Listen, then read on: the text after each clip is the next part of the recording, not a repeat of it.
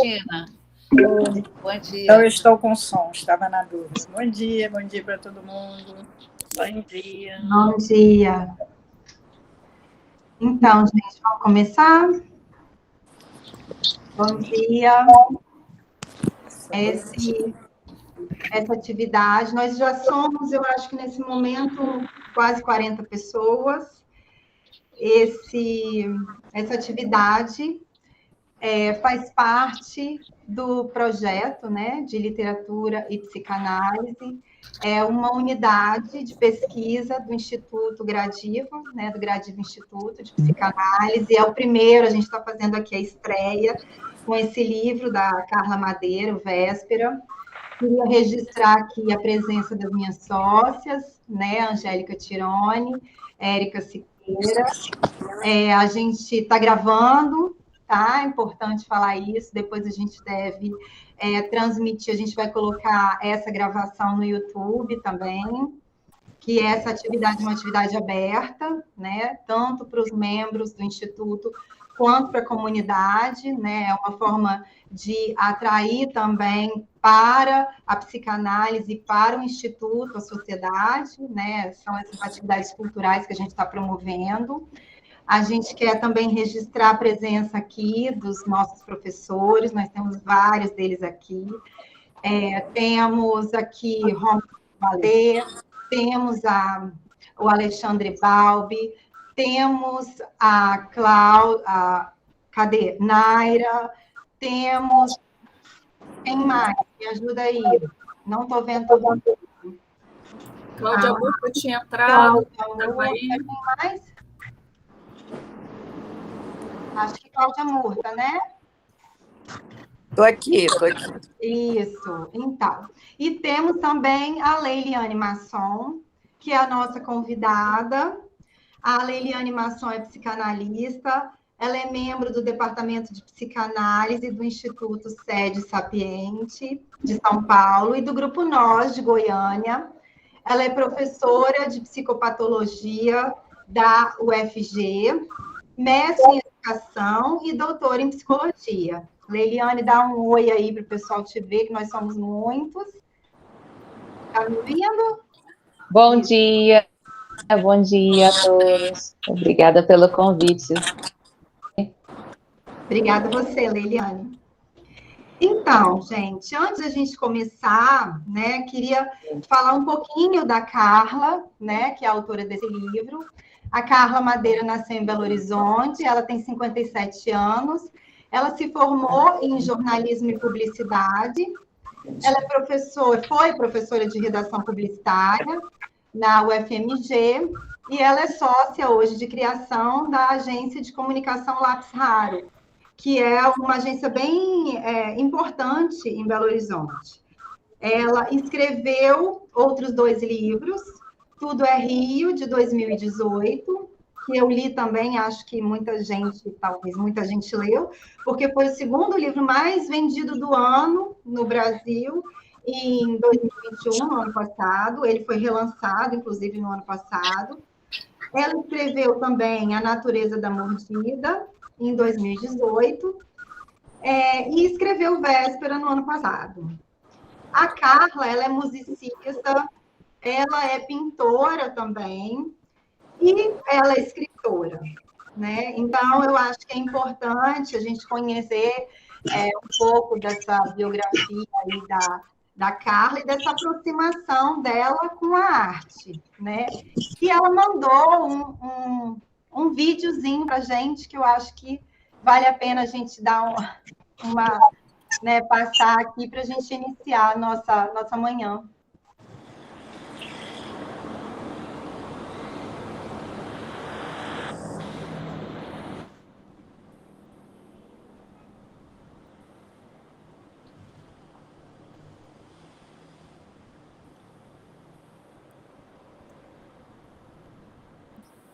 O vídeo está sem som, vocês viram?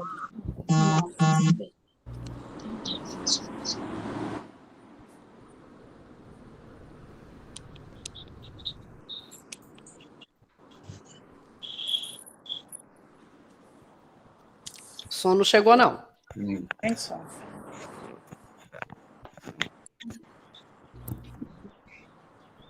Zoe? O som do vídeo dela tá Não chegou. fechado. Tá mudo. É.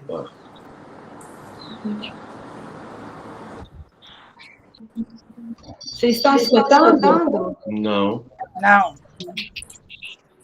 Acho que tem que colocar o vídeo junto, com tá fechado o som dela aqui, o microfone.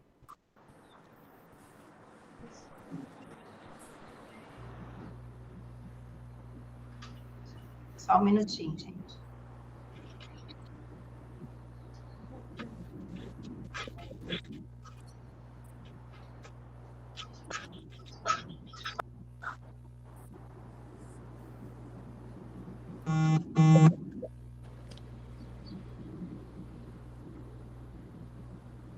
Boa noite. Eu sei que amanhã vocês vão se encontrar de 10 a meio-dia para conversar sobre literatura e psicanálise. Eu vou estar em trânsito, talvez não consiga chegar a tempo de falar um oi com vocês.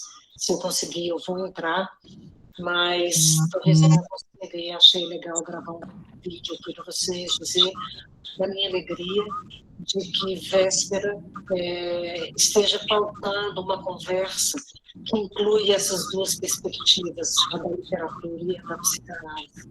Eu acho que isso tem sido um encontro muito, muito precioso para mim.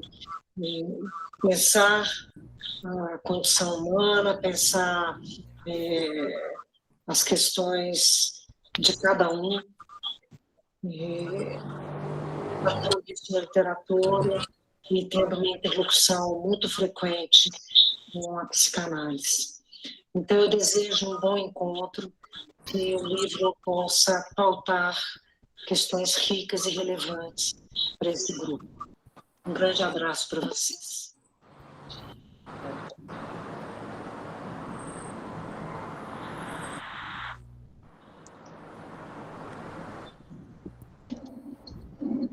Bem, achei um carinho, né, ela mandar. Até porque o Véspera está em evidência e tem recebido muito atenção de psicanalistas, né? Bem interessante o que ela tem falado nas entrevistas, que em muitos grupos de psicanalistas o Véspera tem sido utilizado. Achei bem interessante isso.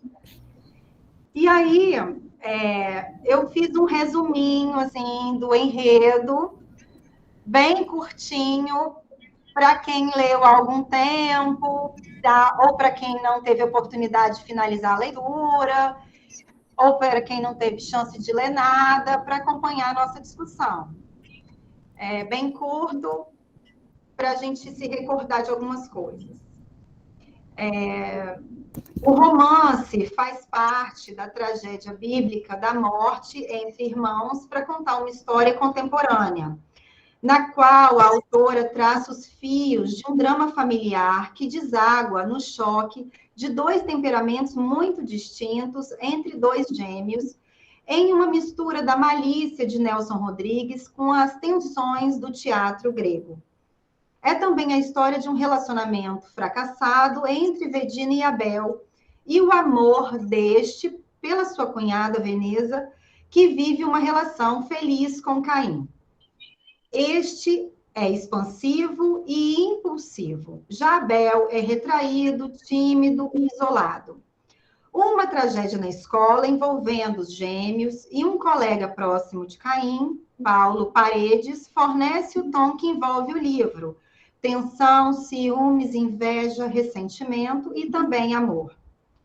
Vem, então, um momento-chave.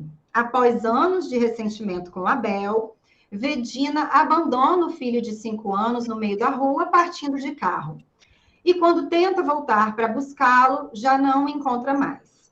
Daí o romance passa a narrar o passado dos gêmeos, com o pai alcoólatra que, para magoar a esposa, batiza os filhos com os nomes dos filhos de Adão, enquanto a mãe desejava os nomes dos apóstolos Pedro e Paulo. O livro é, assim, contado nesses dois tempos, da infância e adolescência dos gêmeos a seus casamentos. É interessante perceber como Custódia, a mãe, para evitar a mácula do fratricídio, acaba por chamar os filhos de Abel e Abelzinho, retirando ainda mais seus espaços de singularidade e dissolvendo ainda mais suas diferenças, já difíceis em sua condição de gêmeos. Nos tempos de escola, os irmãos tomam rumos diferentes. Caim, mais extrovertido, faz amizade com Paulo Paredes, aluno com o qual encontra afinidades. Essa amizade causará grande impacto em Abel, introvertido, que se vê mais e mais afastado do irmão, e uma tragédia se seguirá envolvendo esse trio. Bruno Jardim, professor de matemática, convida Caim a participar do seu grupo de estudos, do qual fazem parte também as amigas Vedina e Veneza, por quem Abel tem um interesse, mas que vai namorar Caim. Aqui entram em cena as mulheres que involuntariamente aumentarão a cisão entre os irmãos. Inclusive, há um episódio de abuso entre Abel e Veneza, sem o conhecimento aparente de Caim, numa festa. Os gêmeos, então, se casam com essas namoradas, e durante a gravidez de Vedina, Abel agride pouco antes dos dois serem convidados a apadrinhar a filha de Caim e Veneza. E aí, no último capítulo, a gente tem o desfecho do sumiço da criança. A gente tem várias referências na literatura e no cinema. Esaú e Jacó, de Machado de Assis, que é baseado também no livro bíblico do Gênesis. A gente tem, nem vou me estender aqui nessas referências, mas acho que vale mencionar. Tem o filme de 1990, Gêmeos, Mórbida Semelhança, em que dois irmãos médicos gêmeos dividem os pacientes e amantes, e aí essa relação vai se encaminhar para uma destruição mútua aí. A gente tem As Gêmeas, o conto de Nelson Rodrigues, em que duas irmãs, né, Marilena e Yara, uma se casa, Osmar se casa com uma dessas irmãs, e aí na lua de mel ele percebe que na noite de núpcias cometeu um erro, né, casou-se com a irmã errada. Tem a Comédia dos Erros, de Shakespeare, que também menciona gêmeos, irmãos gêmeos que foram separados num acidente de navio e que depois se reencontram, e trata aí dessa busca por uma identidade própria, né, desses irmãos. Então, eu acho que para começar nosso bate-papo, eu vou iniciar pelo início do livro, a frase que inicia o romance, que está na página 9, para quem quiser acompanhar aí com o livro, que é a frase: como se chega ao extremo? Vivendo. E tem uma outra passagem na página 242, que diz: a ausência total de previsibilidade dá ao desamparo traços de loucura. Parte da sanidade é poder prever e até botar a mão no fogo, de que as coisas vão se comportar como se espera que se comportem. E aí, todas essas duas passagens, né, me passam essa ideia do caráter de trauma, do inesperado, daquilo para o qual a gente não está preparado, né? O Real, de Lacan. Os dois livros da Carla Madeira que eu tive a oportunidade de ler, Véspera e Tudo é Rio, trazem essa característica, né, do extremo. E aí eu gostaria que a Leiliane começasse dizendo, né, o que ela poderia dizer sobre o extremo na psicanálise. Bom dia, Leiliane, de novo. Olá, bom dia. É bom poder estar aqui com vocês falando desse livro, porque é um livro que, quando terminamos de ler, a gente quer comentar, né? Primeiro a gente se recupera, assim, do atropelamento, né? Do impacto, e depois queremos comentar até para elaborar, né? E essa ideia de extremo, ela é muito interessante, e a ideia de tempo. Então, eu vou atrelar as duas questões, né, Cisle? Esse tema da temporalidade é muito caro para mim. E eu li o livro também pensando nesse viés, né? E também na ideia de corte no tempo, né? E o corte a gente encontra na capa, né? Então, a gente encontra essa fenda na capa que já nos chama a atenção, e essa ideia de um instante, de um acontecimento que muda tudo. E o que é importante pensar em relação ao extremo é o que tem de humanidade nisso, né?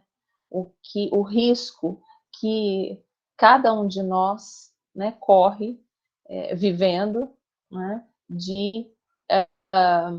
com o poder do instante. Tem essas duas atitudes que marcam o livro, que é o abandono e a nomeação dos filhos, são atitudes extremas, que têm uma história, né?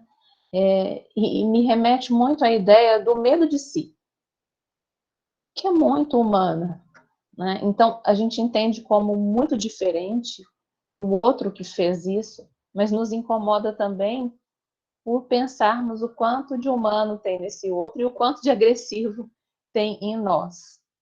E não sabemos se a nossa história nos protege dos extremos.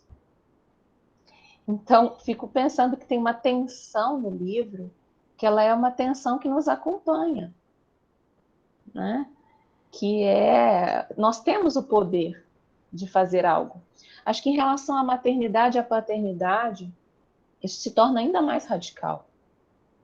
Nós temos o poder do infanticídio, o poder do abandono, né? Tinha uma professora de psicanálise lá na faculdade que ela dizia, né? Sua mãe não te afogou na banheira, mas poderia. Né? E aquele monte de estudante incomodado com essa ideia, né? Então, esse poder de um adulto, né, em relação a uma criança, e o poder desse pai, né, numa atitude de vingança, de trazer essa nomeação, e depois o poder da mãe de nomear Abel e Abelzinho.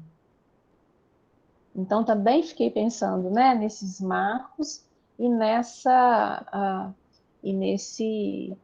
nesses atos que vão trazendo as consequências que trazem. Né? Porque é um livro também sobre o desamor. É um livro também sobre as consequências do desamor. Né? Então, a pergunta que ficou rondando a Vedina era: em que momento comecei a abandonar Augusto? Essa pergunta é genial, porque a gente pensa que é um instante e ela diz, não é. Né? O ato, ele é concretizado naquele instante, mas ela se pergunta em vários momentos do livro, em que acho que foi nesse momento que eu comecei a abandonar Augusto. Né? Então, acho que eu vou parar por aqui para dar espaço, depois a gente vai continuando essa conversa, Cisle. Inclusive, gente, está aberto, né? Assim, caso vocês queiram comentar também, manifestem-se aí. Pode falar, Magda. Tem que abrir o microfone, tem que abrir o microfone. Tem a ver, é um comentário que tem a ver com essa parte do livro que você comentou, Liliane, que é o momento em que eles vão entrar na escola e que tem que ser decidido quem vai ser Caim e quem vai ser Abel.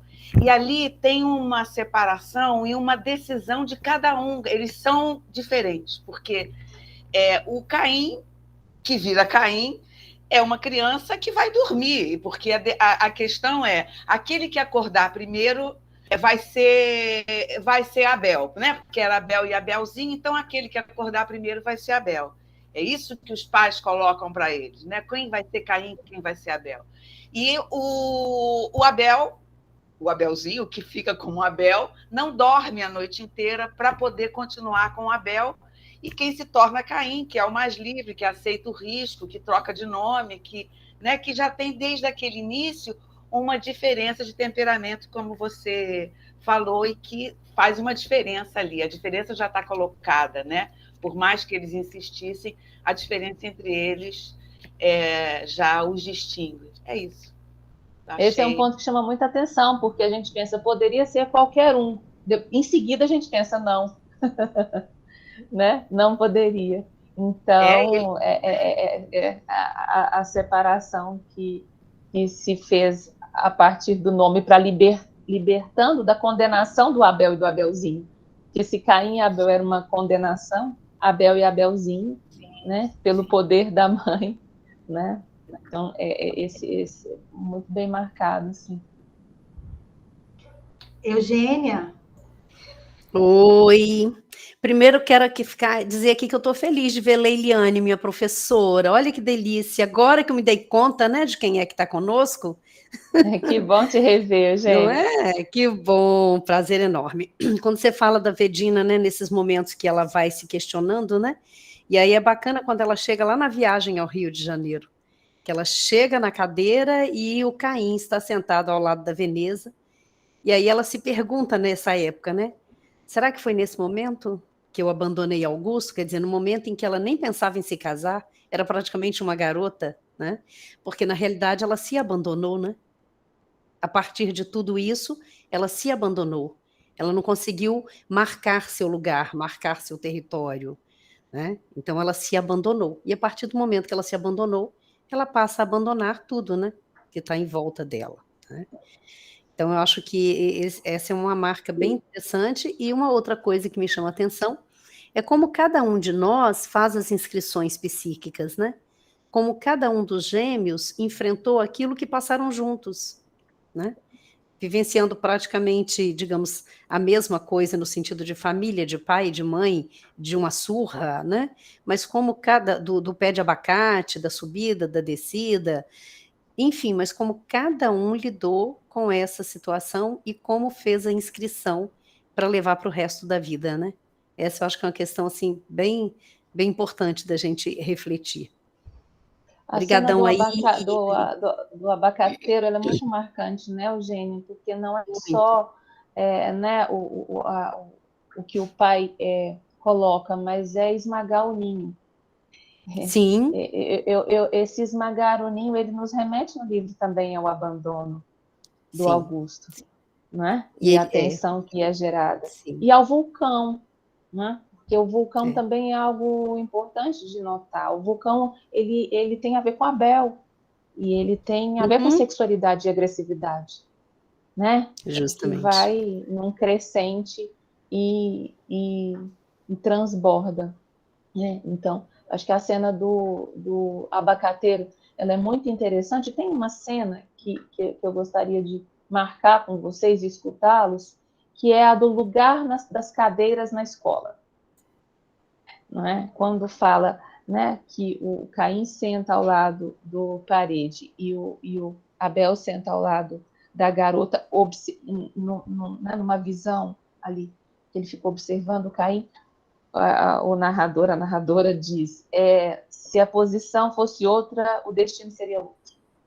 Então, eu acho que o livro também brinca tanto com esse poder, né, de decisão e esse instante que muda tudo, quanto também com esse suposto aleatório, que também mudaria tudo, e a gente se pergunta, mudaria mesmo?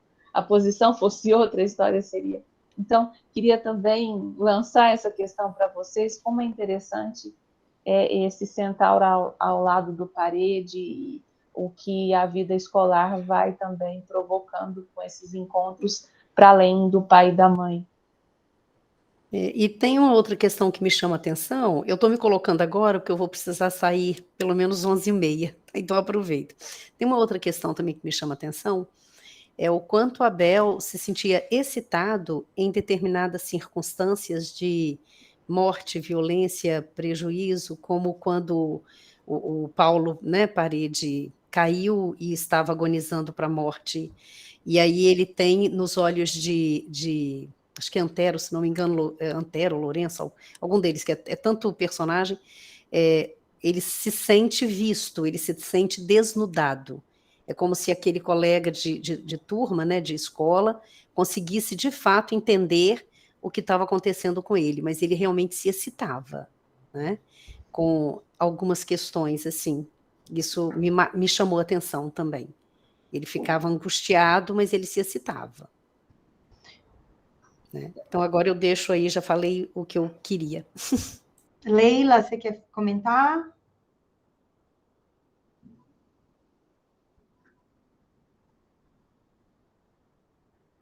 Leila está sem som. Leila, libera o som. Leila, libera o som. Cláudia, agora então foi. Fala você enquanto a Leila... Agora foi. Conseguiu. Não, é o que acontece. O livro, para mim, ele me passou uma sensação de obsessão. Assim, parece que as pessoas todas eram obcecadas por alguma coisa. O Abel, obcecado pela cunhada, até no último momento, né, em que a pessoa que acolhe o filho dele, se fica com o menino, né, de fato, que depois vira até um homem, ela olha e fala assim, o que me chamou a atenção é que, apesar de toda a tragédia, ele ainda olhava para a cunhada. Então, assim, na realidade, eu vejo ali uma série de obsessões, entendeu? A Vedina, de uma certa forma, a relação dela com a Veneza me lembrou Amiga Genial, da Helena Ferrante, que é a Lenu e a Lina, né?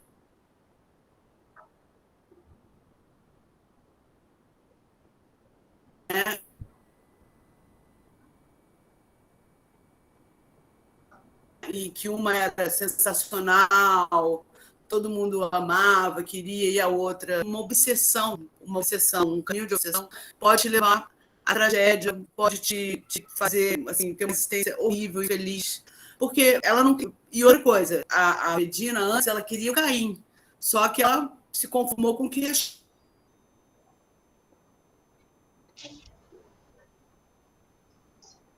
foi... Leila, está picotando o seu som. Eu, pelo menos, não estou ouvindo. Como se o Abel fosse uma cópia mal. Mas é isso. Tá.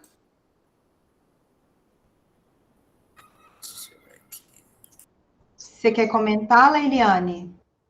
Ou podemos passar para... Só um minutinho, Cisô. Me fez ler. Só um minutinho, Cisô. Pode falar. Leila, troca o seu roteador aí, porque a gente conversou a beça sobre véspera, você tem muita coisa para falar, e aí troca que você vem sem esses picotados aí na fala, que você vai ficar mais à vontade também. Obrigada, Cisô.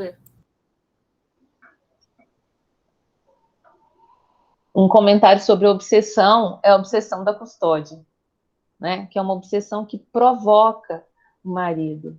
Né? Então, a relação, o acordo que ela faz com Deus, que é um acordo muito bem sucedido, né? Essa insistência também chama muita atenção.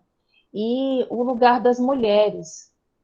É impossível passar por esse livro e por esse tempo que estamos vivendo sem pensar também essas duas gerações, né? E pensar na própria Carla Madeira, né? Porque quem leu Tudo é Rio também não deixa de fazer algumas associações e qual é a lente, com que lente ela está, né, vendo o mundo e que acaba aparecendo ali, e a nossa lente como leitor também.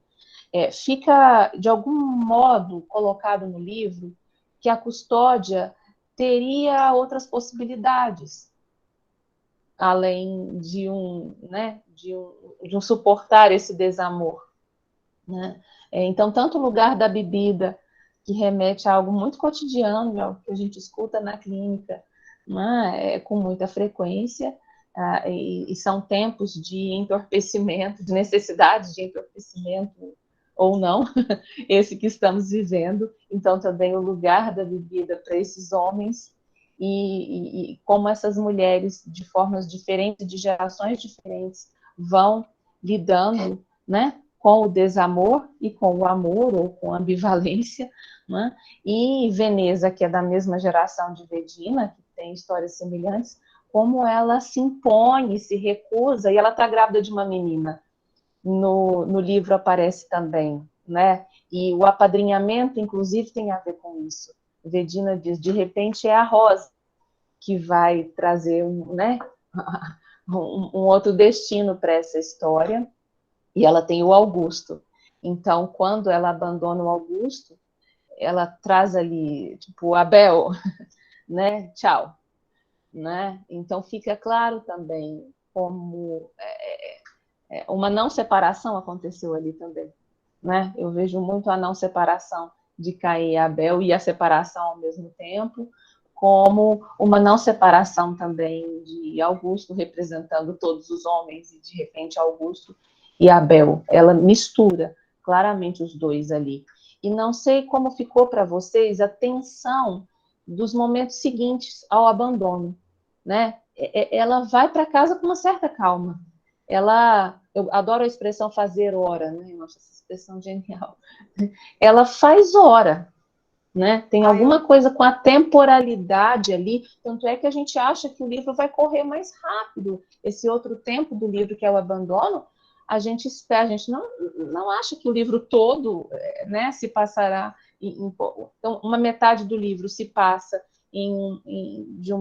diante do nascimento dos gêmeos até a vida adulta deles, e a outra metade se passa em horas que a gente não tem certeza se são horas, se são minutos, e é muito angustiante. E é angustiante também ela fazer hora, né? Ou seja, tem alguma coisa ali que também está mais ou menos tudo bem, o abandono, assim. Tem uma tensão também entre o que eu fiz e aquelas mãozinhas e Abel, tchau.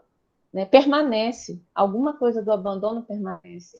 Tanto é que o final do livro ele nos provoca afetos, né, muito distintos, assim. Né? É como se a gente reconhecesse em nós, aí não sei se isso é meu, queria ver se é compartilhado também, né?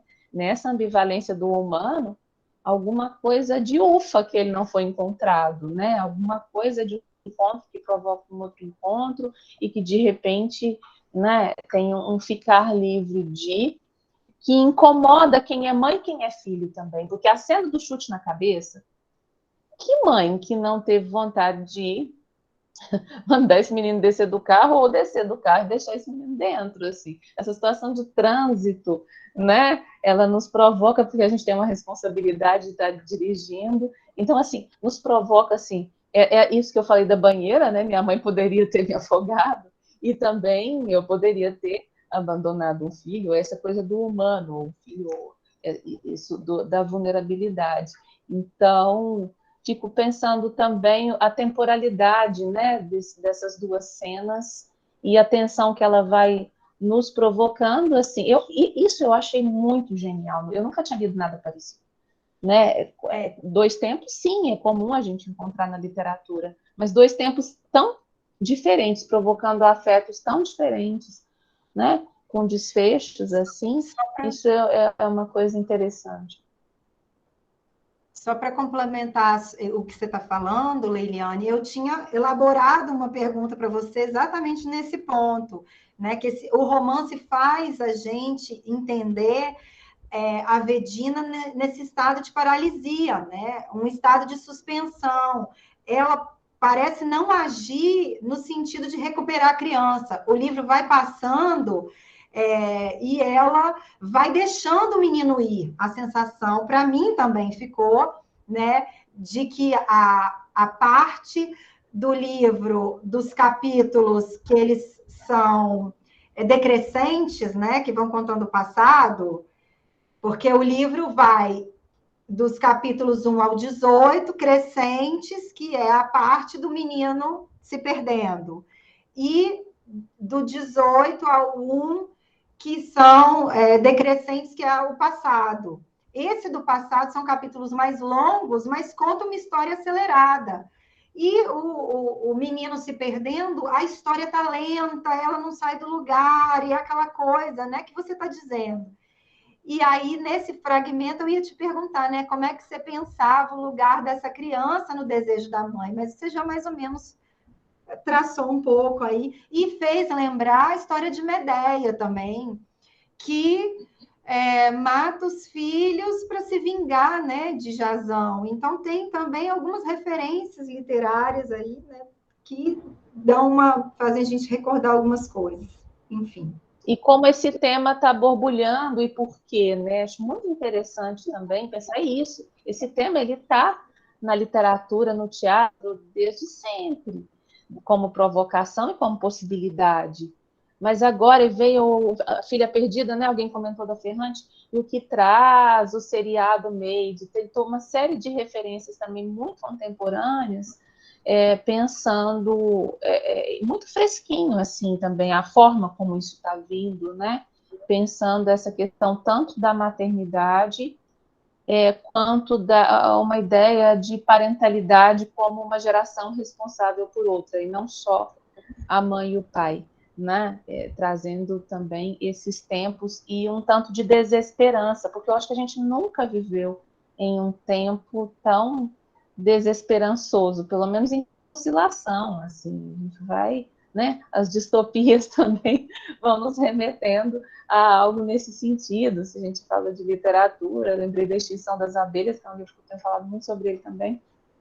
Então, se a gente pensa também nessa geração, na nossa responsabilidade, né, por essa próxima geração, mesmo que não é pai e mãe, todo adulto responsável por toda uma geração seguinte, e esses tempos árduos que estamos vivendo e tempos contraditórios, justamente, se a gente pensa na questão da mulher, né, de que nossas filhas e netas provavelmente não passarão por situações sutis e muito violentas que todas nós passamos e não conseguimos reagir, né? Então, acho que atrás também as gerações no livro envolvem a Rosa, né? Envolvem Custódia, Veneza e Vedina na sua diferença e também Rosa, né? E também uma questão da masculinidade, né? Também uma questão de maltratos de si, né? Tem um trecho que eu fui marcando o livro todo, nunca marquei tanto um livro como esse, mas esse trecho acho interessante. Não souberam proteger os filhos do ressentimento entre eles, os pais. Não souberam evitar os rancores de um casamento afrontado. Maltrataram-se não só mutuamente, mas, sobretudo, cada um a si mesmo. Foram persistentes a cada olhar, a cada troca de palavras, a cada indiferença, em fustigar a autoestima um do outro, exercitando o poder de se fazerem murchar como uma rosa vencida. Não me passou, né, batido a rosa que volta ao nome rosa. E esse maltrato duplo e o maltrato de si. E como vem nome e silêncio no livro, né? Tem um momento que eu acho genial também, que fala que um fígado silencioso é mais perigoso do que a bebida, né? Porque tem o dito e a nomeação, mas tem o não dito, que é muito pesado também. E um não dito sobre o sofrimento, sobre o reconhecimento, que vai aparecendo de uma maneira sintomática, né? A Pregos e Companhia e a forma como ele vai se dedicando ao trabalho também, vai nos chamando a atenção, assim, como tentativa mesmo, tentativa de ter um lugar, né?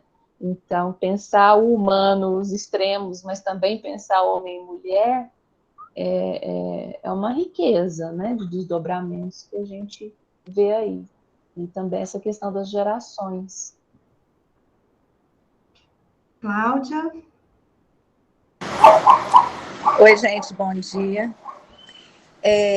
Como eu coloquei lá no grupo, eu fiquei bem impactada com esse romance, assim, na hora que eu terminei de ler, acho que outras pessoas, acho que foi a Eugênia também que colocou, ficou bem impactada também. E eu fiquei pensei muitas coisas, né, sobre isso, e como aqui é um espaço aberto, né, para que a gente possa expor nossas interpretações e como a obra nos tocou, né, e é nesse sentido que eu vou falar. Primeira coisa que eu achei, assim, eu falei assim, gente, que tragédia, né? Alguém já falou, acho que foi Sizue, falou assim, que tragédia. É uma tragédia e eu pensei em uma tragédia contemporânea. porque a tragédia antiga é aquela tragédia que trata do impossível, né? A tragédia moderna é uma tragédia que aborda, que Hamlet é bem a referência, né? Que aborda essa questão do desejo que não se realiza e tal. E essa tragédia contemporânea que eu percebi, assim, que eu consegui perceber nesse romance, é aquela que pode, tudo que está ali é bem possível acontecer. É muito possível que uma mãe abandone um filho, é muito possível que uma mãe se irrite com um filho, é possível que a mãe não consiga amar o filho, e é muito possível que alguém pegue o filho, né? Que eu acho que a parte que mais me impactou durante muito tempo foi que alguém pegou e não devolveu o filho, né?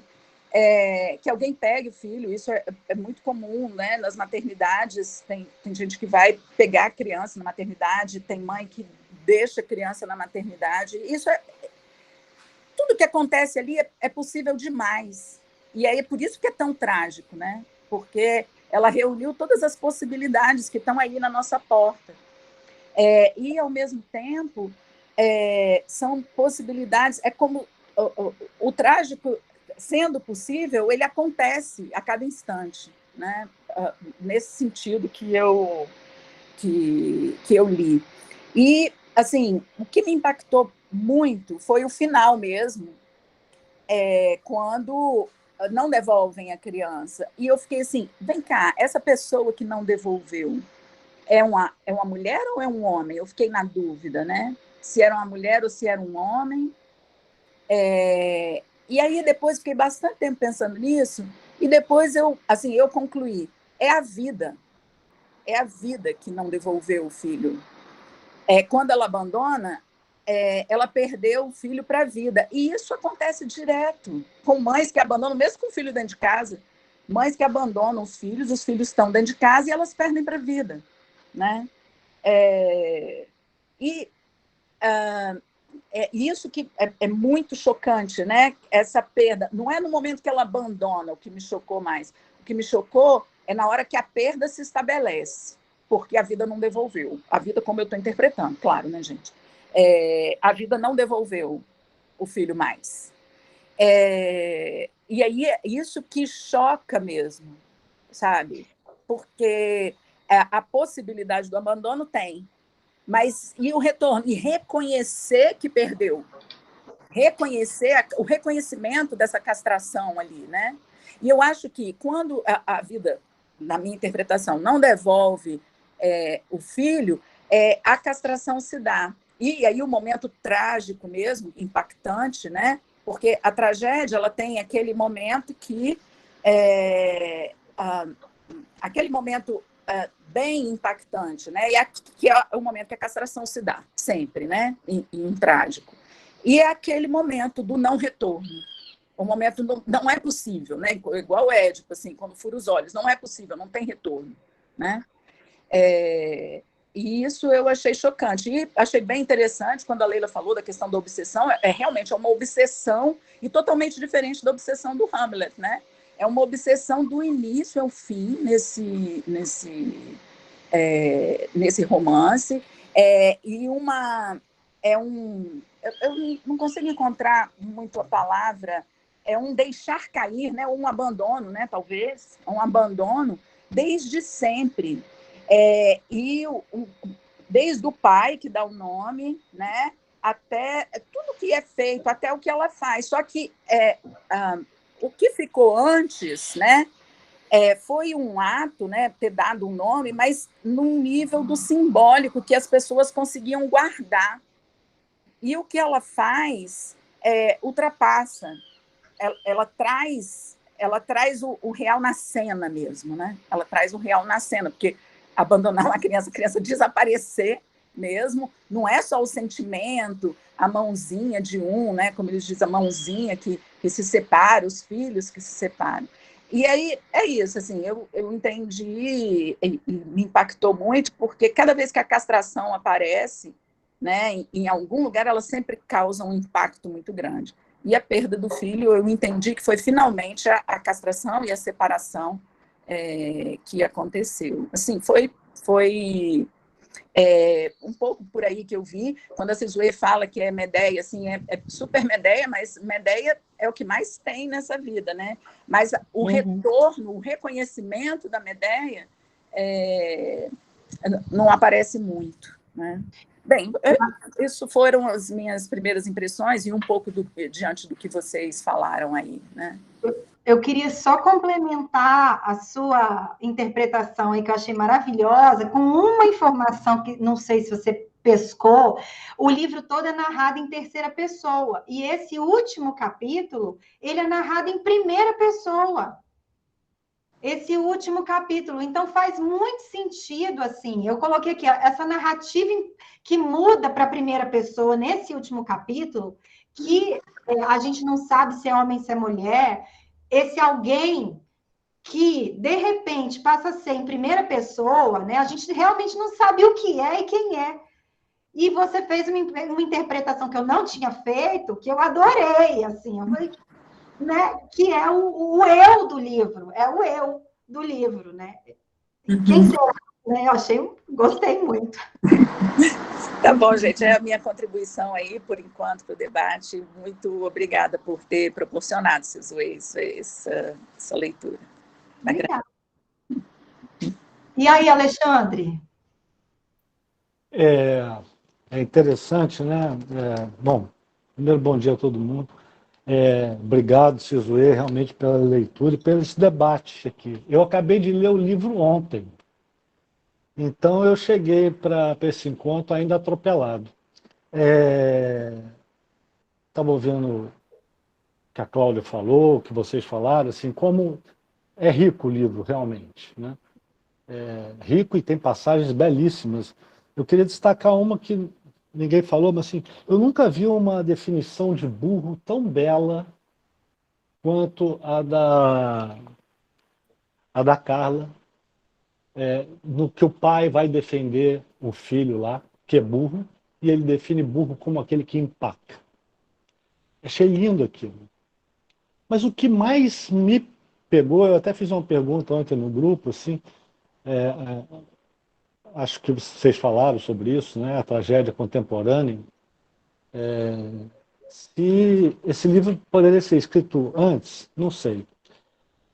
O que me impactou demais, e eu fui até ao Lacan, assim, é que a tragédia é uma tragédia anunciada, me pareceu, desde o início.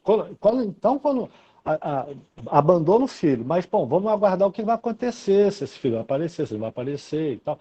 E essa tensão fica em suspenso. Aí vem o pai e batiza Caim e Abel. Bom, e vem Vedina, vem todo mundo querendo desfazer aquilo, e eles vão arranjando jeitos. A tragédia está para acontecer a qualquer instante, mas ela não acontece. O que me levou ao Lacan, porque a hora que eu acabei de ler, algum tempo depois, eu pensei, bom, isso só pode ser tíquico, de tique, porque aquele final, onde, para mim foi completamente, o Lacan fala assim, né, como por acaso, porque o cara estava, por uma série de fatores que ele não explica, no lugar certo, na hora certa, onde não poderia estar em outro lugar, aguardando aquela criança. A criança vai... E, assim, tudo que de tragédia que, pelo menos, a minha imaginação pôde ir, não esperava de forma nenhuma aquilo. Por isso que eu chamei como... Aquilo me pareceu traumático. Talvez tenha a ver com a castração, Cláudia, como você disse, do filho que não volta. Mas esse não voltar é que me pegou muito de surpresa, assim, a forma como essa criança não volta. Ela não morre atropelada, ela não é morta, ela não vai parar na favela. Não, aparece uma pessoa e com todo o amor do mundo, que ele mesmo bota como, ele ou ela bota como pode ser questionado, leva a criança embora. E assiste ainda. aos pais lá, apavorados na televisão. Então, isso me lembrou um pouco, sabe, apesar de não ser uma repetição, a coisa da Tiqueira, de como por acaso, assim, para mim, o trauma. Bom, então ali você pode ver trauma em quase todos os personagens, mas o traumático mesmo, a coisa do furo, a coisa do corte, para mim bateu muito. Eu queria dizer isso assim, nesse final eu achei uma coisa assim muito impactante, muito inesperada, esse desfecho que a Carla resolve fazer para o livro. Caim não mata Abel, Abel não mata Caim, mas um homem vem com todo o amor e carinho e pega o filho. Enfim, não sei, é uma coisa que eu fiquei pensando aí. Eu vou fazer um comentário, Alexandre. Vocês estão me ouvindo? Parece Sim. que minha internet ficou um pouco instável. Pegando uma frase que você falou, que para mim retoma muito um dos vários destaques que eu fiz do livro, que é o desamor. Você disse agora, essa pessoa pegou esse menino com todo o amor do mundo, né? Então, ele tinha um destino marcado pelo desamor. Era um destino certo, assim, pelo desamor. Poderia acontecer outras mil coisas, mas se tudo vai conforme o esperado, porque eu acho que o livro brinca muito com esse inesperado que nos atropela no final também, né? Mas, então, quando você diz com todo o amor do mundo, me remeteu dos vários afetos que foram provocados pelo final, um alívio. Né? Após um estranhamento absurdo, me veio diria que quase um alívio, porque por esse todo amor do mundo que a gente acredita, né, nesse narrador em primeira pessoa desse final. Então, isso me pegou muito, assim, esse ufa, a criança está a salvo, e além de estar a salvo, ela está a salvo do destino. Lembrou um pouco, né, um Édipo que não circula, assim, que não, né? Alguma coisa assim, será que é possível? Será que é possível que o Augusto fuja do destino, né? Nesse abandono? E a gente cresce com João e Maria. A gente cresce escutando João e Maria, que os pais têm o poder de, por alguma razão, abandonar esses filhos, né? E a referência ao Jorge Luiz Borges, né, de que Caim matou Abel, Abel matou Caim, tanto faz, né? Quem morre é o Parede, a gente fica esperando naquela cena da morte do Parede, a gente fica esperando, né, que seja o Abel, né? A gente fica esperando um dos dois morrerem o livro todo, né? Que é uma tensão interessante do livro. E uma questão também que me chama a atenção, que sua fala me lembra, Alexandre, é que tem um padre muito interessante nessa história, que ele também vai dando um contorno. Eu achei o padre um coadjuvante muito protagonista, assim. A fala dele, o que ele fala, né? E o que ele é para a Custódia, e o que o Parede é para ele, né?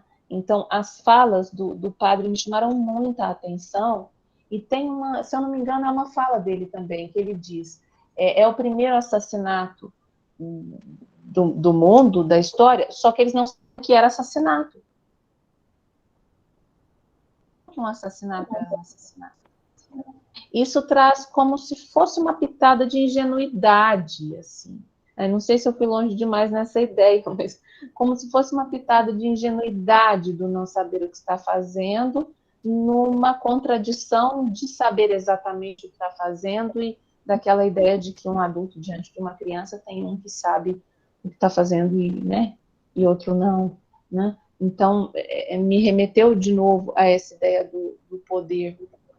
E gostei muito quando vocês falaram do possível que o livro traz. Eu acho que parte do incômodo tem a ver com esse possível, E não sei se vocês já se depararam com essa história na clínica, eu sim, desse pai que registra. Né? Isso é algo relativamente comum, além de possível, a gente esbarra com esse pai que registra, não tão radical quanto Caim e Abel, né? E a gente escuta esse adulto trazer de volta essa história, né? Gostei muito também quando vocês falaram do abandono com a criança presente. Acho que é outro ponto que a gente também se depara com muita frequência na clínica, né? Essa criança que em alguma, não sei quando é que o Augusto começou a ser abandonado dentro de casa, e ele vai sendo abandonado, né? Me remeteu também quando, né, a gente fala, lembra do estranho, do adolescente que se torna um estranho familiar, e às vezes ele também é abandonado. Eu quis ter um bebê, eu quis ter uma criança, não planejei ter um adolescente. A gente falava isso em outro momento, né, Gisele? De como também é com certa frequência que esse adolescente que está ali desamparado com as mãozinhas, às vezes precisando daquele olhar como nunca, ele acaba também sendo abandonado. Enfim, foram associações que me fizeram pensar no cotidiano da clínica também, a parte do possível que vocês levantaram. Eugênia? Bom, vamos lá. Eu vou falar um pouquinho com Alexandre, quando ele traz, né, que Caim não mata Abel no livro, né, na história, né? E aí é muito interessante, porque se a gente for pensar, ele mata, mas não porque ele quer.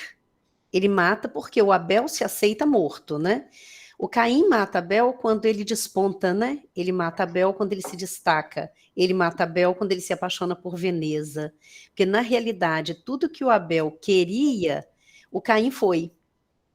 Então, assim, é um matar simbólico, né? Na minha visão, né? No meu entendimento, é um matar simbólico. Então, essa tragédia da morte física, ela não acontece. Mas a tragédia dessa morte simbólica, dessa morte do eu, ela acontece o tempo todo e a cada momento, né? E por isso, talvez também a forma como Abel recebeu isso e não soube lidar, fez dele o que ele se tornou. Esse é um ponto para mim. Por isso que eu joguei para você, porque foi a sua última fala. O outro ponto é com a Cláudia, que eu fiquei encantada, porque eu também fiquei na dúvida. Uma mulher? Um homem? E aí me chama a atenção, porque assim, eu brinco sempre, né, e digo assim, tem filho que precisa de ter seguro contra pais. Eu faço muito essa brincadeira. E no caso do Augusto, ele tinha que ter esse seguro, coitado, né? Realmente ele passava uma situação complicada. E aí o que me veio, né, agora, quando a Sizue traz essa questão da terceira pessoa, da primeira pessoa, mas antes de chegar nisso, eu vou contar um detalhe que foi importante para mim, que eu fui lendo e me encantando, porque eu falei, cara, como que a autora bacana, ela consegue trabalhar nos dois contos, né, nas duas histórias, usando os nomes dos personagens, até o momento em que eu descobri que a história era a mesma. Olha, mas eu ri sozinha, que eu falei, gente, peraí, eu estou lendo a mesma história, e eu estou achando que eu estou lendo histórias distintas, com nomes de personagens idênticos, né? Esse também é um ponto. E aí vem a questão de que me veio aqui agora, né? A pessoa que narra, né, essa primeira pessoa, e essa pessoa, esse narrador que entra em primeira pessoa, passa a impressão de que ele conhece a história, de que ele conhece os personagens, até mesmo quando diz assim, na foto, Abel, né, o pai da criança, todos olhando para frente, o pai da criança olhando para Veneza, né? Esse é um ponto. Mas o outro ponto que me chama a atenção é que ainda fala assim, sei que tem olhos que me veem e esperam que vejam, meu filho é um homem feliz, meu filho está feliz. Aí o que me veio, né? Não sei se vocês vão concordar comigo ou se é muita viagem.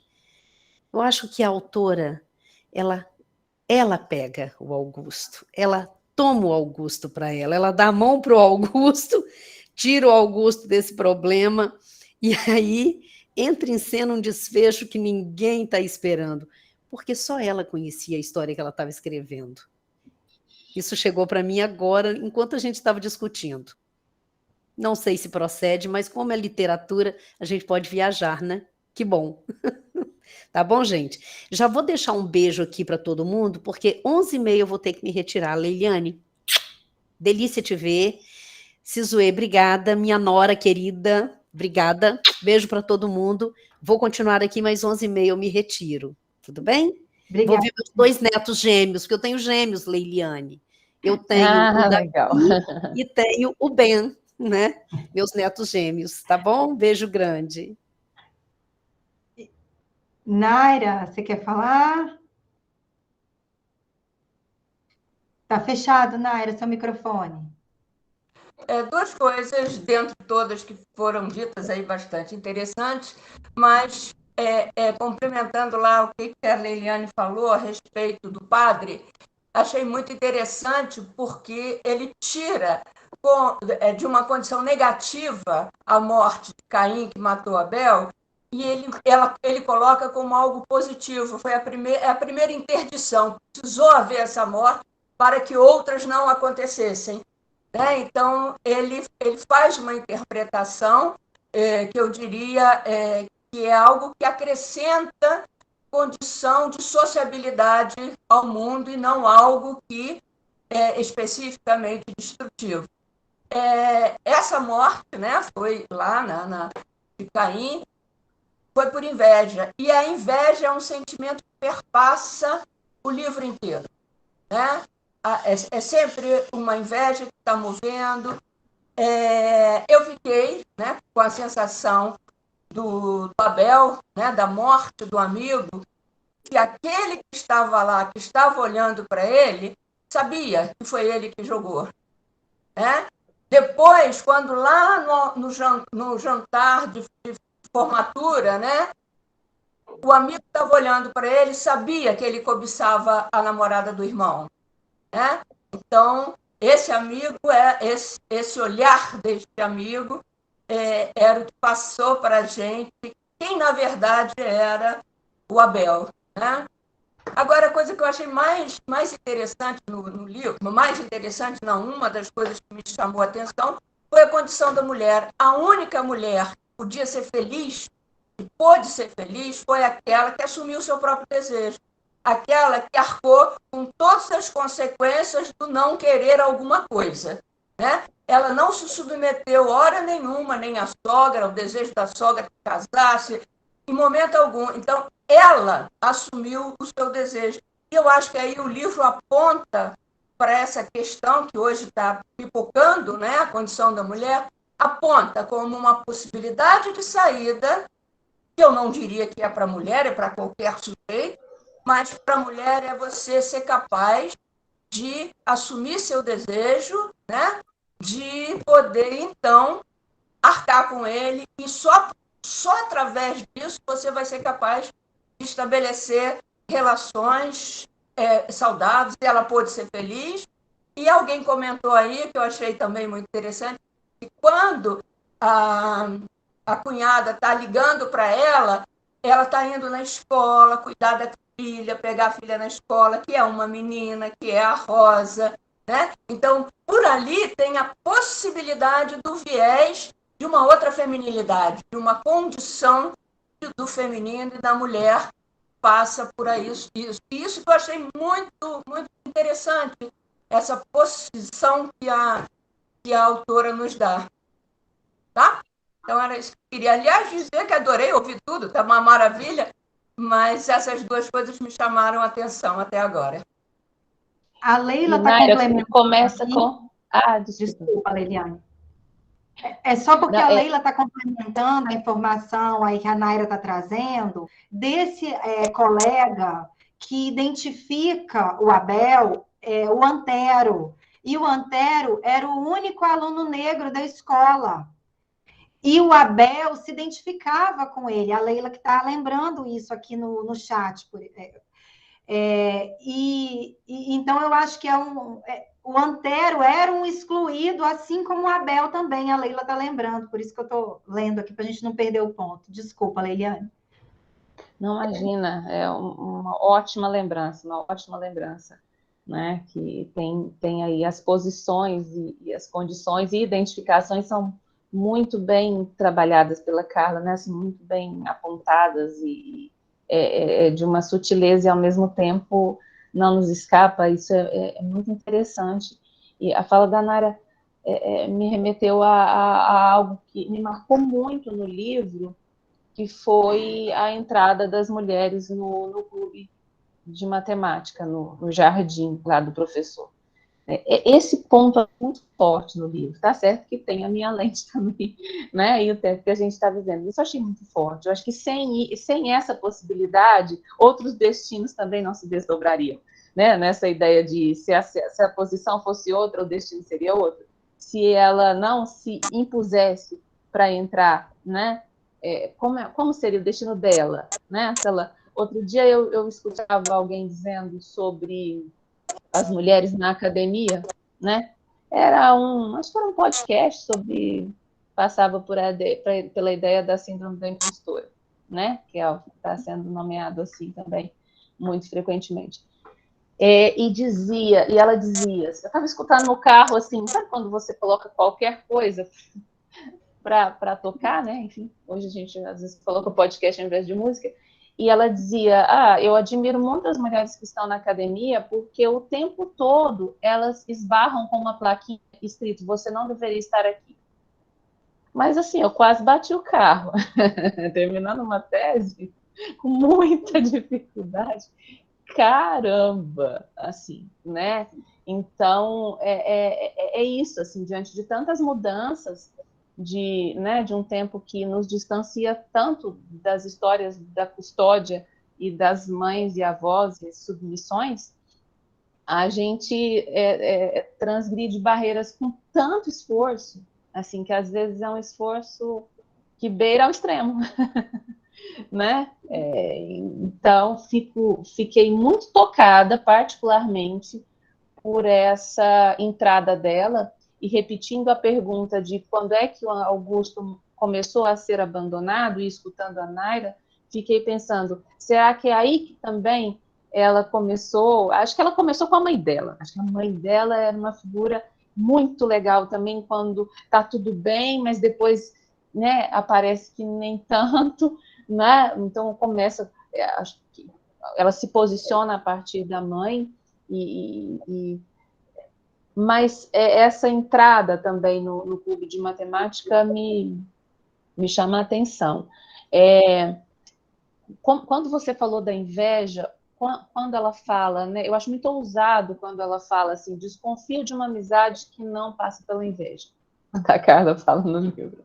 A inveja acho que ela nos humaniza tanto, assim, e a inveja é um afeto tão presente nas amizades, no contexto escolar, né? Também me remeteu muito à clínica e às comparações que a gente escuta, né, das crianças, e a ambivalência que a melhor amiga se torna pior amiga com girada de chavinha e depois se torna melhor amiga de novo. Quem escuta crianças e adolescentes, esse é o sofrimento delas, né? Principalmente as meninas.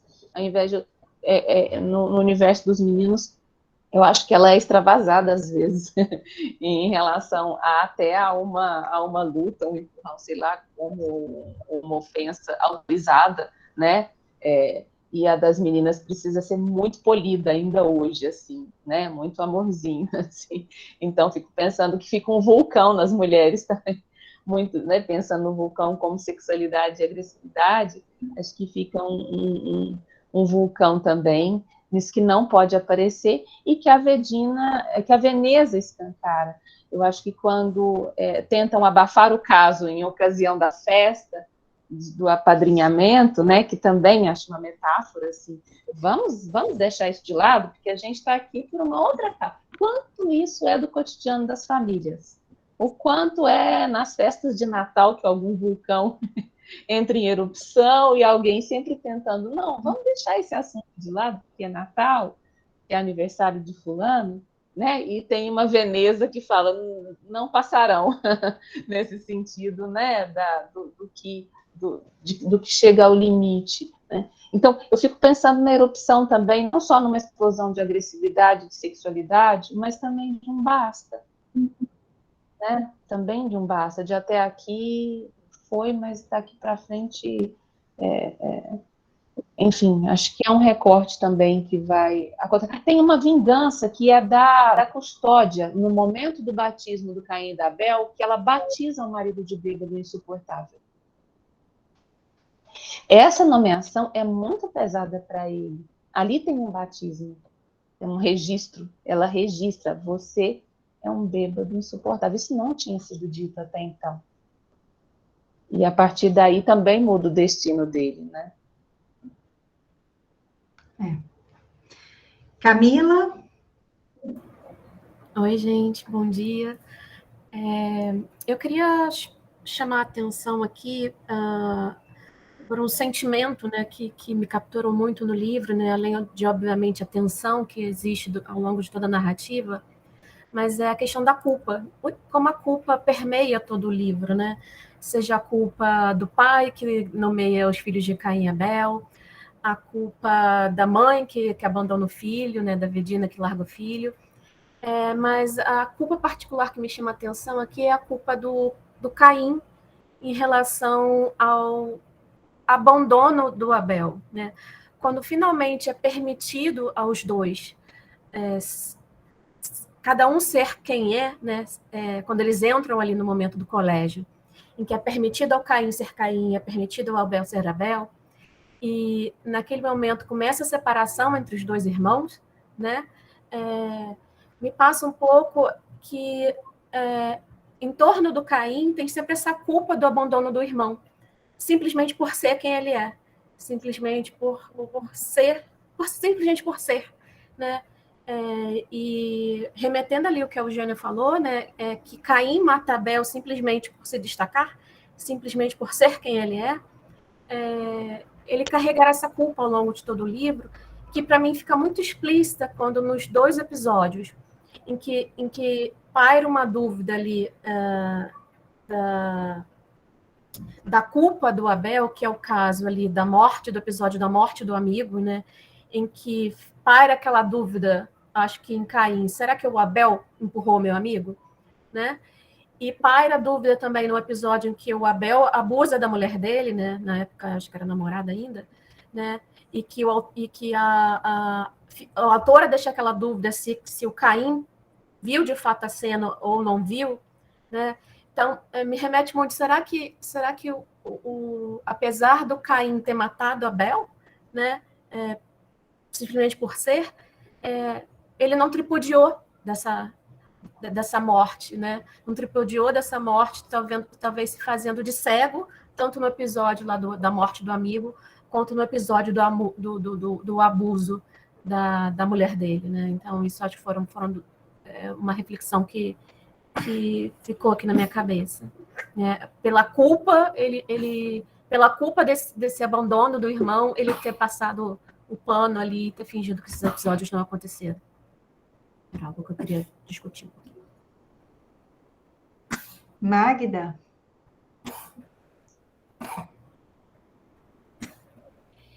Eu gostaria de falar de uma parte do livro, na página 124, que me tocou muito e que eu acho assim que nesse momento a autora se colocou de uma maneira assim, vou dizer, clara, né? Que é o seguinte, eu vou ler um pedacinho. Mas o miolo da rocha é mais rocha, e uma mulher não deve se enganar quanto a isso. Se é preciso força para tocar no amor de um homem, melhor deixá-lo, 1000 vezes deixá-lo. Vedina estava presa à inabalável convicção de poder penetrar na rocha. E o abandono do Augusto tem a ver com esse menino tinha tocado o coração da rocha. Porque isso é uma coisa, aquele menino tinha conseguido, o filho ela via o filho ser capaz de tocar uma possibilidade de ternura que o Abel não tinha para ela. E essa metáfora com a rocha, para mim, e ela dá uma declaração para as mulheres: olha, não vai por aí. Né? Abre mão desse gozo, né? Que teria sido, porque diz o seguinte: como teria sido insuperável ver a rocha dissolver-se em humanidades. Cristiano, sua vez. Depois a Eliane pega e arremata isso aí tudo. Bom dia, Eliane. gente. Então, discussão assim, bem quente, né? É interessante a discussão, a gente lê, mas vai ouvindo os colegas antes, a gente vai formulando algumas outras coisas, né?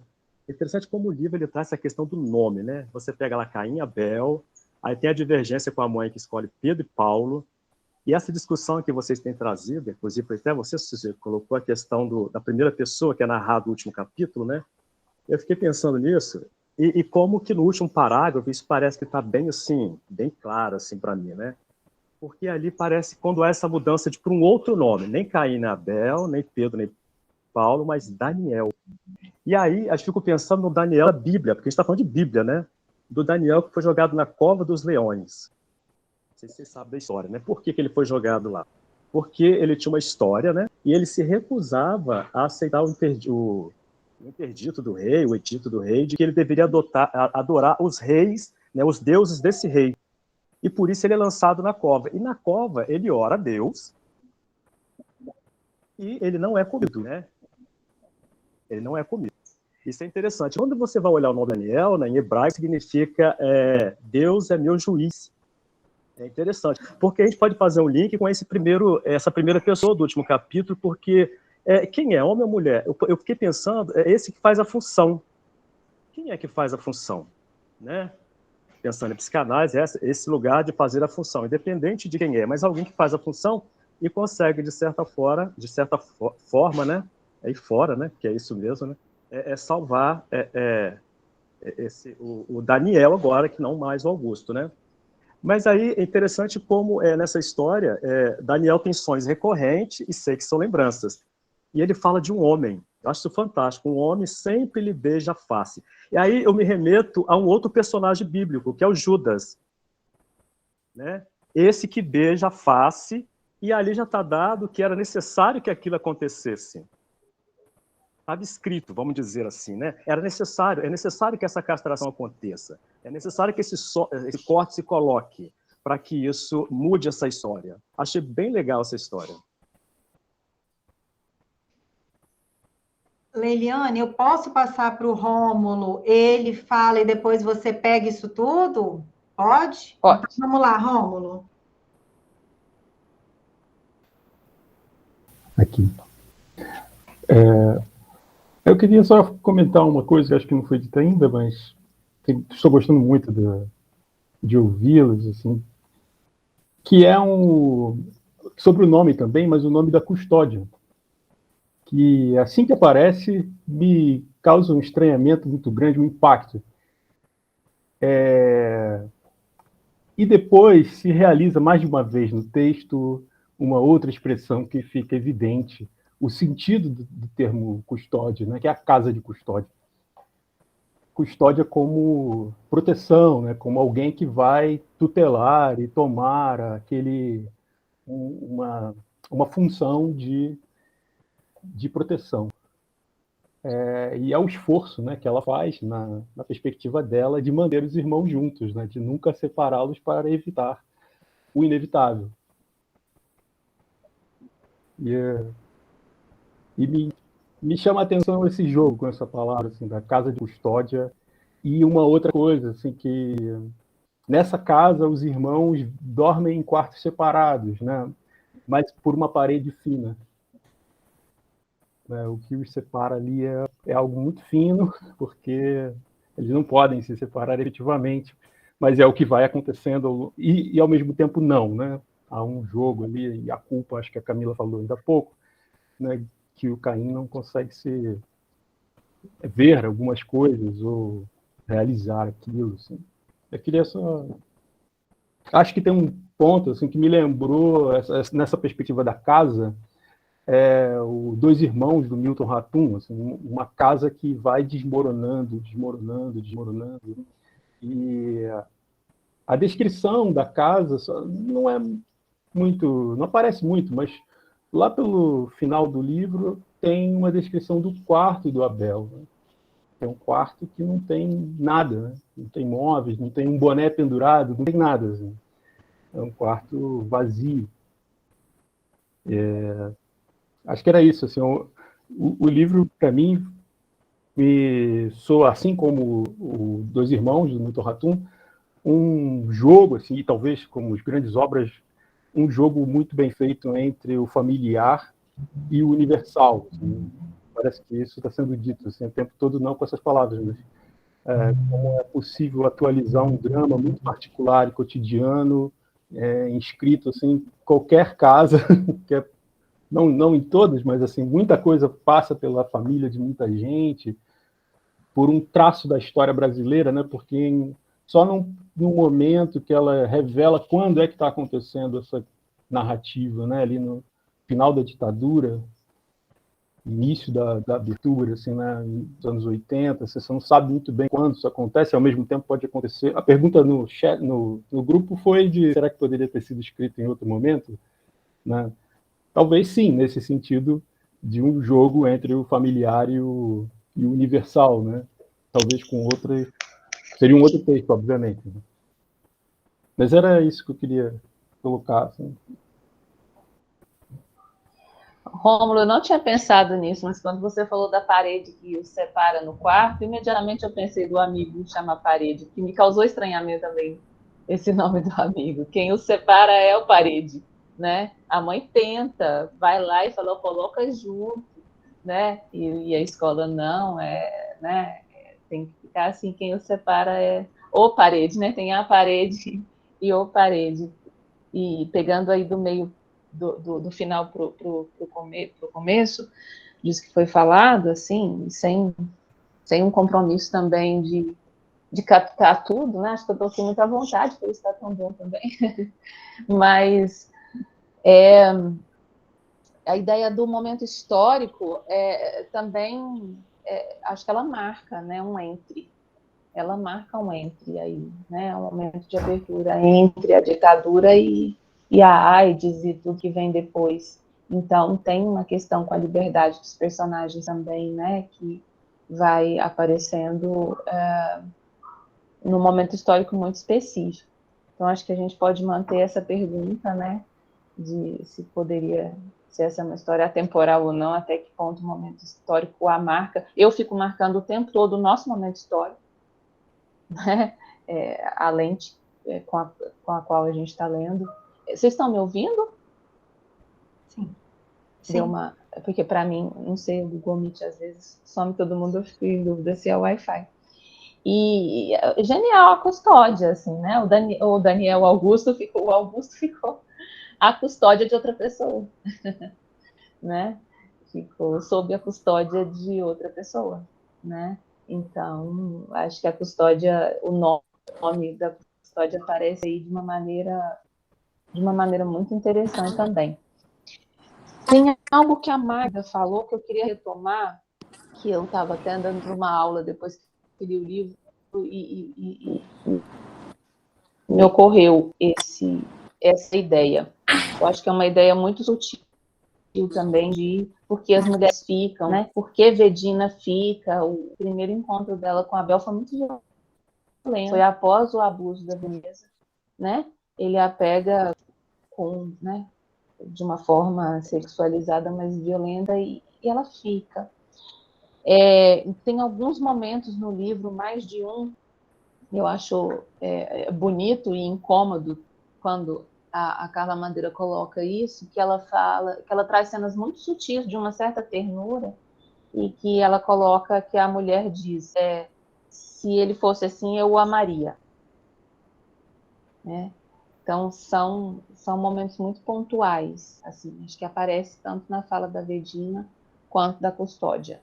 Atos, né, feitos por esses homens, como se fosse uma ilha de amor no meio de um mar de desamor, e que talvez seja suficiente para que elas fiquem, ou talvez elas fiquem por outro motivo. Eu concordo com a Leila, que falou no chat que a Custódia se empodera quando ela tem os filhos, talvez não só pela maternidade, mas porque Deus aceitou o acordo, né? E isso é o que irrita o marido, né? Tem tem uma afronta aí também, né? Acho que é como se houvesse uma competição entre eles, né? Naquele jogo do sexo com o desamor e do desejo dela por um filho que passava por uma transa com Deus e não com ele, né? Assim, ela né, tinha um acordo com Deus para ter os filhos, não aparece um acordo com ele para ter os filhos, né? O desamor aparece quando ela está tendo relação sexual com o marido. E aí isso é um desamor que é mútuo, né? Que é mútuo. E ela vence essa competição, né? Para um homem, para uma pessoa, né? Isso provoca uma reação. Então, mas pensando também nos homens, tem uma cena que eu acho muito bonita no livro, assim, entre tantas, que é o pai no leito de morte, e o filho diz, né? E ele diz ao filho, uma vez eu te bati, né? Porque esse pai assume a paternidade, né? O pai de Caim e Abel, ele assume a paternidade. Assim que ele batiza os filhos e que ele se dá conta de que foi uma besteira, né? Ele olha uma cena na porta lá da Pregos e Companhia de uma criança, um pai passando por uma criança, e ele é tocado por aquela cena. Ele fala, caramba, né? Eu tenho um filho, eu vou poder ver um filho crescer, eu tenho 2 filhos, eu vou poder vê-los crescer. Eu acho que ali naquela cena, ele assume a paternidade. E ele é presente na vida desses filhos, de certa forma, né? Quando ele é convocado a resolver a diferença, ele resolve ao modo dele essa diferença, né? E os livra do destino de ser Abel e Abelzinho, retomando esse destino que já era deles, do Caim e do Abel, que uma hora ia aparecer e que estava suspenso.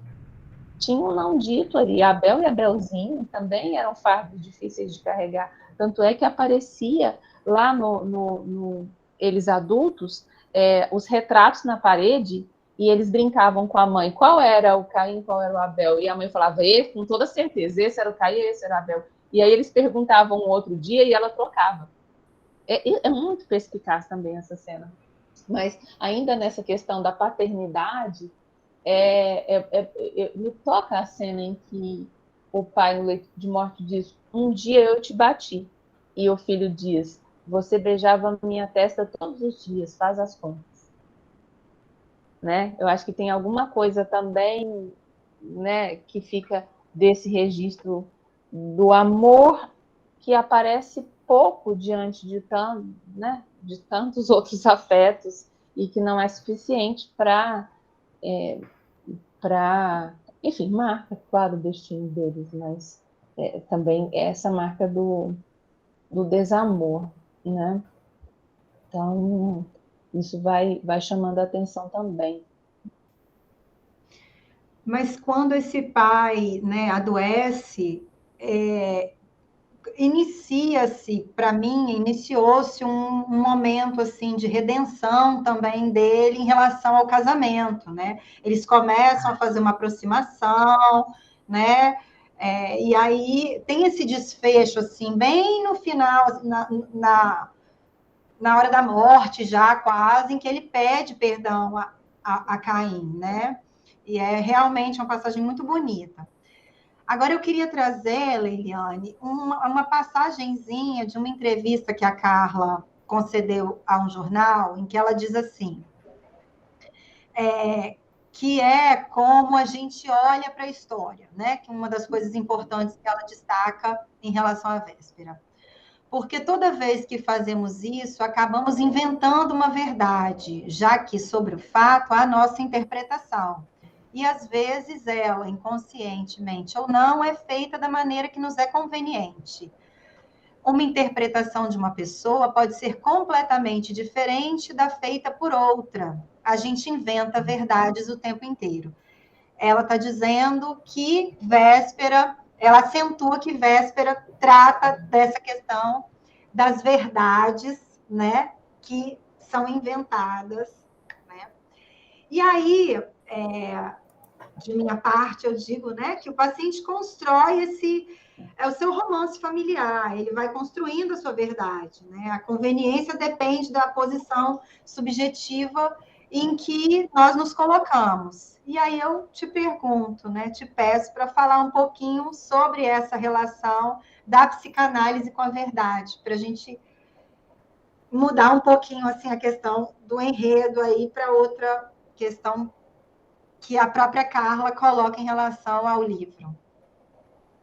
É muito legal essa parte. A gente inventa a verdade o tempo todo. É muito familiar para quem é da psicanálise o conceito de fantasia, né? E o quanto ele também muda destinos, e o quanto é um tanto com ele que a gente trabalha com o sujeito em análise. Então, acho que a sua pergunta desperta vários caminhos, sabe, sujeito? Fiquei pensando primeiro nisso, assim, do supetão, né? Que para nós a ideia de que, né, de que a gente inventa verdades o tempo todo, ela não causa estranhamento, né? A gente dá uma risada quando lê isso no livro, a gente não se assusta, né? Porque a gente trabalha com isso, tem essa familiaridade. E isso da fantasia aí mudando destinos e nos colocando em determinadas posições, né?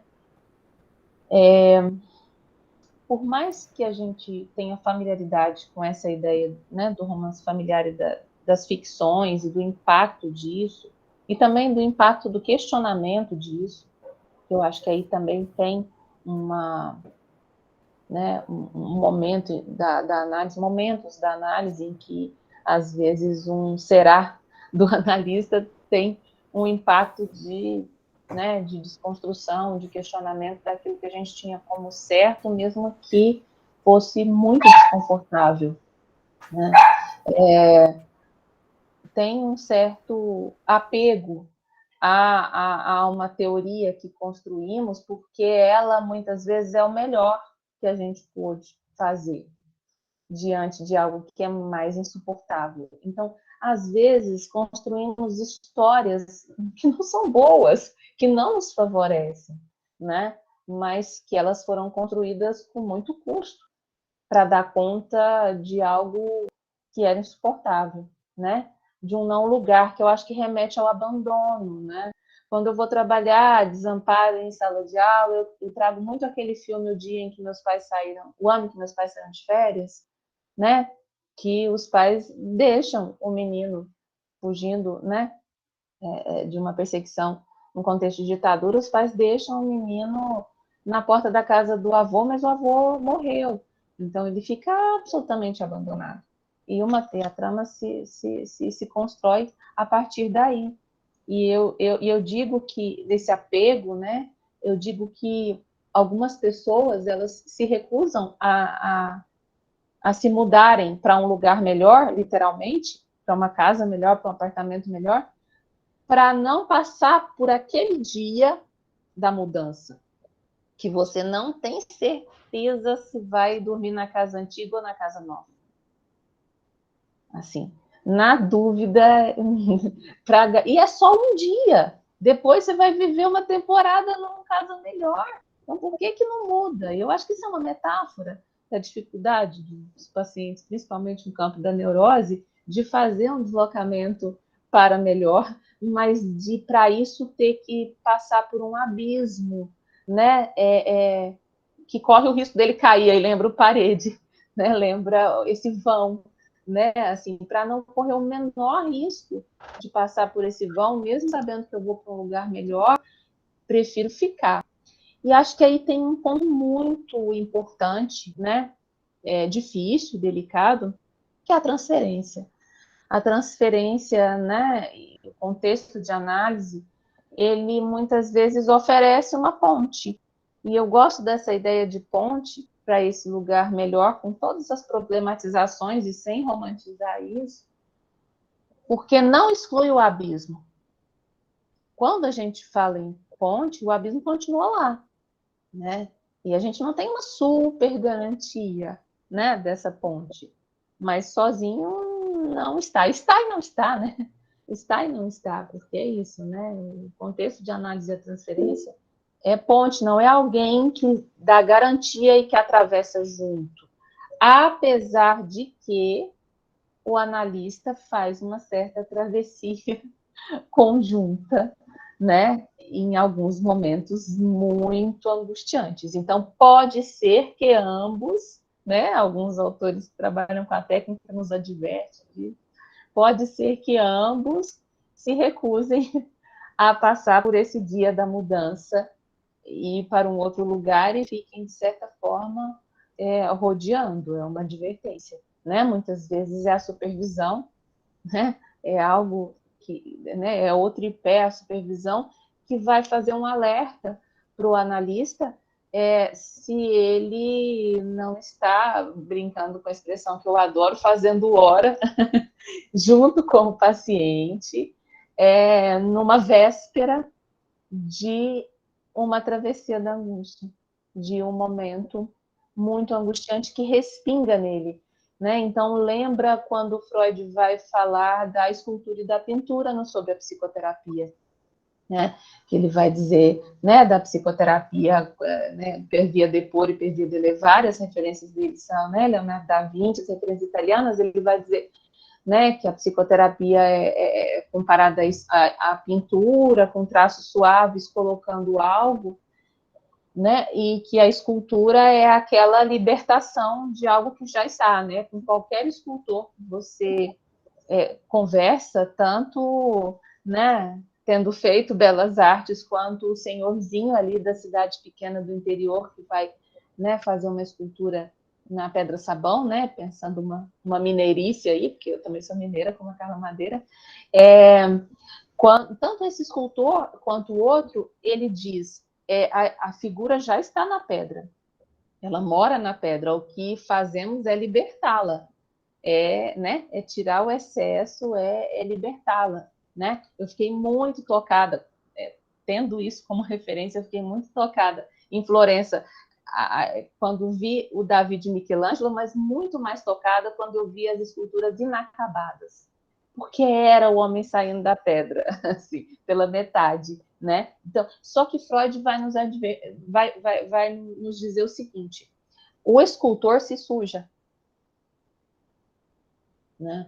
Tem uma poeira, né, que cai nele, além de ser golpes mais brutos, assim, né, cuidadosos, mas brutos ao mesmo tempo. Essa também é uma dinâmica interessante para a gente pensar manejo, né? Quantas vezes a gente tem que, né, dar uma sacudida e ao mesmo tempo, né, um contorno, ou não ao mesmo tempo, mas em momentos diferentes do mesmo paciente. Mas essa poeira, né?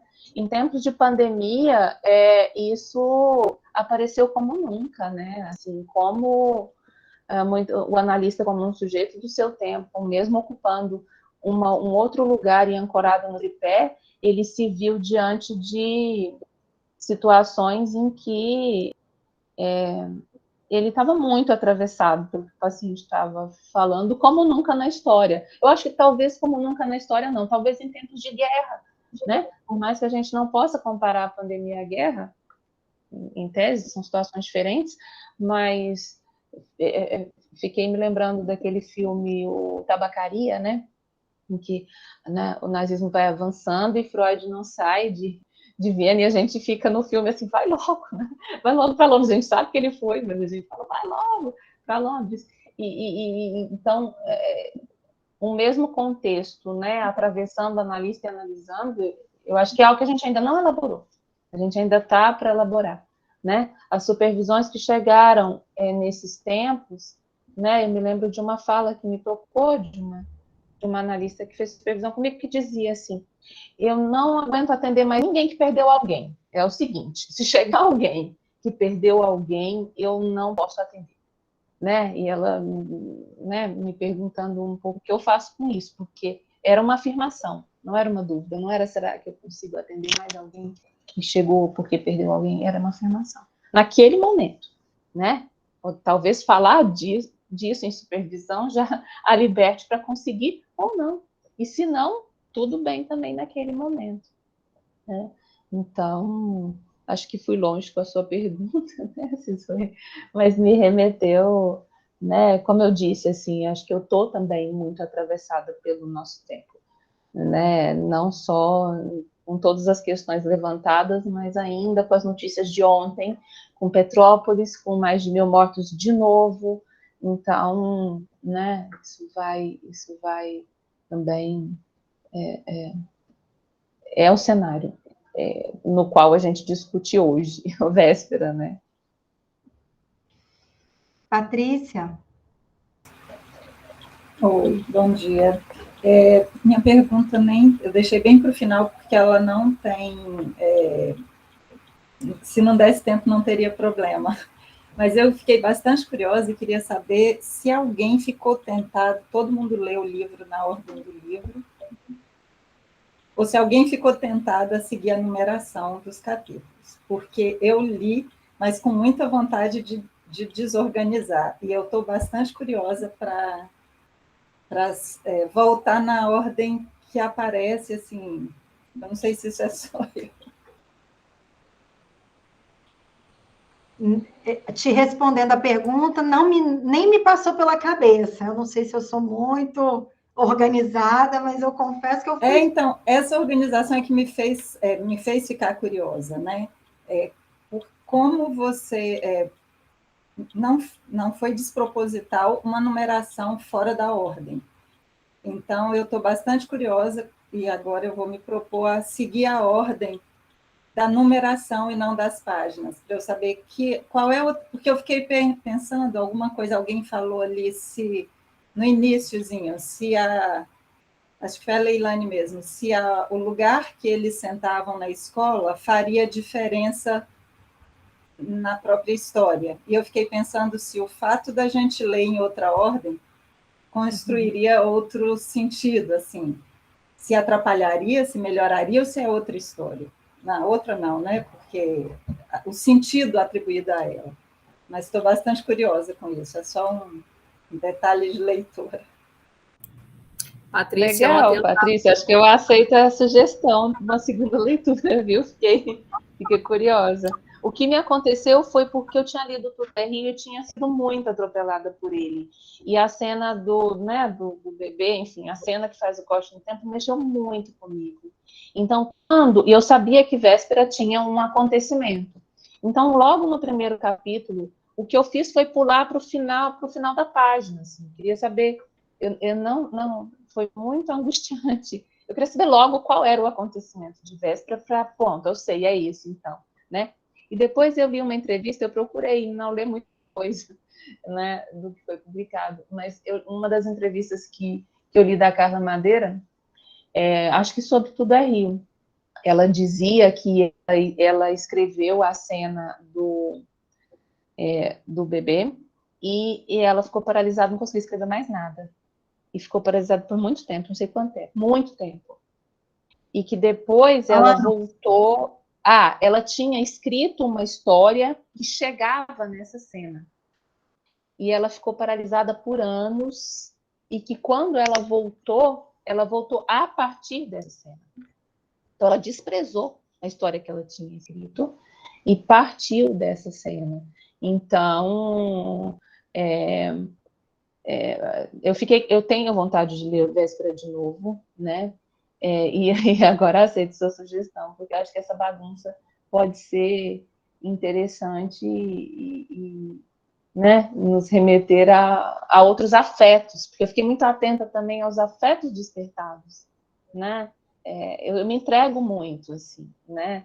Então, acho que despertaria outros afetos, no mínimo. Angélica, você ia falar alguma coisa? Eu ia dizer que sexta-feira eu estava dando aula e um deles, eu acho que foi o Cristiano, que está aí, estava dizendo que imprimiu o livro e que não sabia como fazer com aquelas numerações e que tinha achado, ele ficou confuso na ordenação. Eu acho que é o Cristiano, e eu achei graça. Foi você, não foi, Cristiano? Isso mesmo. E eu achei graça da situação, porque eu também passei por um certo incômodo, né? e o que passou batido, né, para alguns se torna incômodo para o outro. Patrícia, eu também tive aí eu achava que tinha algum sentido ali que eu devia extrair, né, daquela numeração. Então eu fui na ordem da lógica, né? Você está aí desconstruindo essa lógica para construir outra. Estou achando ótimo. Depois dá retorno disso. Tá, até associado ao nome, né? Véspera. Véspera é uma coisa que vem antes. O que vem antes do livro que começa no 19, no número... Não, começa do 1. Começa do 1. Mas a partir daí vai para o 18. E eu falei, como assim? Como 1 pode ser véspera? Aí eu já comecei a viajar aqui, mas eu me contive, porque eu falei, se o livro foi feito assim, eu vou seguir assim, deve ter uma lógica.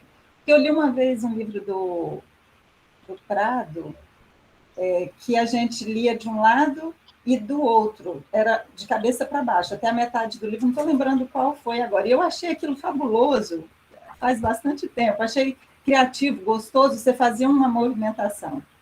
E aí mas eu segui. Eu fui obediente. Tem o conto da Amarelinha também, o conto da Amarelinha, que você vai alternando capítulos, é uma coisa lúdica também, né? Enfim. Dona Neidil? Dona Neidil é forte. Neidil! Escute, eu também li, viu, Patrícia, na ordem que foi dito. Adorei o livro, fiquei impactada, apaixonada, enfim, tudo que já foi dito aqui, todas as discussões, mas levantei uma série de questionamentos, que nem todos foram supridos nessas 2 horas, apesar dessas 2 horas serem ricas. E eu me propus, quando eu terminei, eu falei, depois que passar o encontro, eu vou ler na ordem 1, 2, 3, entendeu? Vou ler na ordem.